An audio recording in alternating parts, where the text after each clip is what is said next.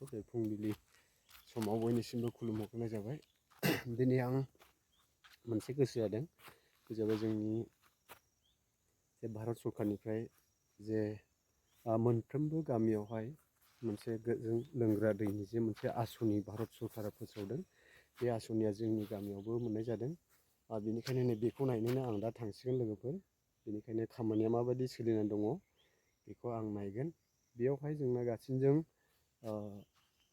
गासै 8टा गामिजों बेयावहाय लोगो नांनानै बेयो मोनसे जोंनि वाटार साप्लाइ मोनसे जादों। दा बेयाव बबे गामि दं होनना बुङोब्ला नं 6 फाथाबारि, 4 नम्बर फाथाबारि, 5 नम्बर फाथाबारि, माइनावपारा, थाइगिर दैसा आरो जैथुनपारा। बे गासै 8 गामिखौ लोगो लानानैहाय जोंहा मोनसे वाटार साप्लाइ मोननाय जादों। दा बेखौनो आं नायनो थांगोन। बिदिब्ला नोंथांमोनाबो दा आंजों लोगोसे नायफानो हागोन बेबायदि खामानिया माबायदि। फाइनालि लोगोफोर आं दा नुफैबाय बा मोनफैबाय बे स्पटआवहाय, जायगायावहाय जोंनि जे जायगायावहाय वाटार साप्लाइ खुरनाय जादों बे जायगासिम आं सफैबाय। नै गोबां मेटेरियेल्सफ्रा सफैबायानो। दा खामानिफ्राबो आं खोनादों माने मोजाङै सोलिगासिनो दं होननानैहाय।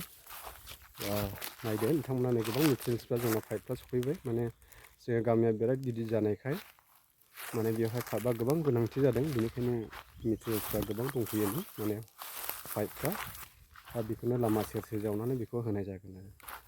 नायदो नोंथांमोना माने जोंनि जायफ्रानाखि माइनावपारा दैमुगुरि वाटार साप्लाइ माबा एरियायावहाय गोग्लैदों, बिथांमोना नायनो हागोन। मेटेरियेल्सफ्रा सफैबाय, नोंथांमोना नायगोन। आरो बिल्डिं कनस्ट्राक्सनाव माबायदि सोलिनानै दं आं बेखौ नायनो थांगासिनो दङ।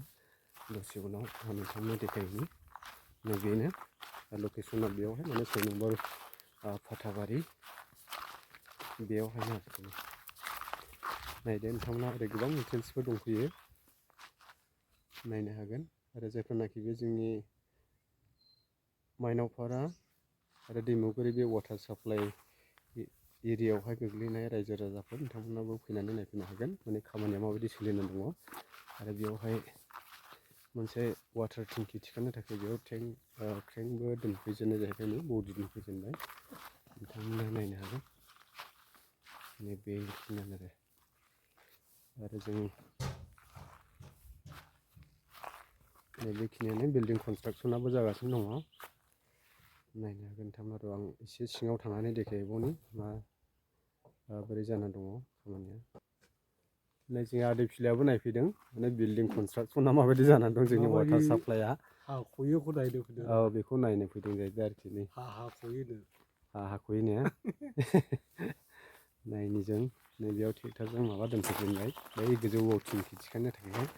माखासे खामानिया आद्रा थानायखाय सोलिगासिनो दं, खामानिफ्रा फिनिसिं होगासिनो दङ। सिङाव थांना नायनि माबायदि जानानै दङ।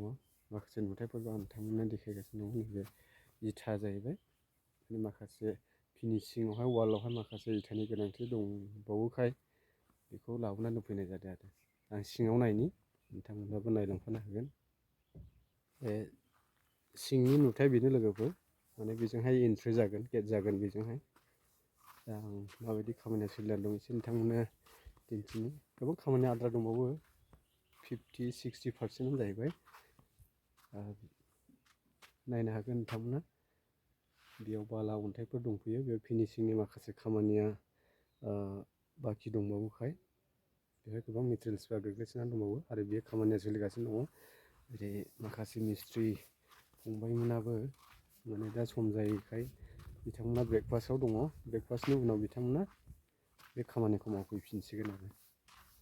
नायनो हागोन बेबायदि खामानिया सोलिगासिनो दं। आरो माखासे आद्रा खामानिफोर दंबावो आरो। बेखिनिसै नोंथांमोन।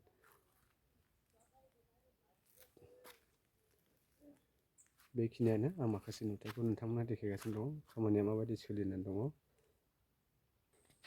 बिथांमोनानो मिस्ट्रि फंबायमोना, बिथांमोनानो बे खामानिखौ मावगासिनो दङ। नै बिसोर आरो ब्रेकफास्टनि उनाव बिसोरो दा ओरै बाहेरायाव ओंखारबोजेनबाय।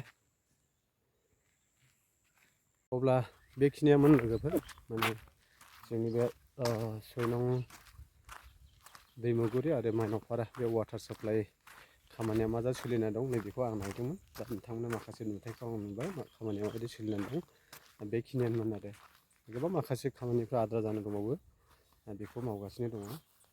बेनिखायनो भारत सरकार जोंनि बिटिआर सरकार जायनाखि जोंनि बिटिआर सरकार आरो भारतखौ सालायग्रा जायनाखि जोंनि गेदेमा दैदेनगिरि बिथांमोननिसिमबो बे जोंनि गामियाव बेबायदि आसनि हरनायनि थाखाय जोबोद जोबोद हामबायहोनाय थाबाय आरो बिटिआर जोंनि आसाम सरकार बा बिटिआर गभर्नमेन्टनिसिमबो जोंनि गोसो गोरबोनिफ्राय हामलायथि बावनाय थाबाय। थ' बिदिब्ला बेखिनियानोमोन लोगोफोर।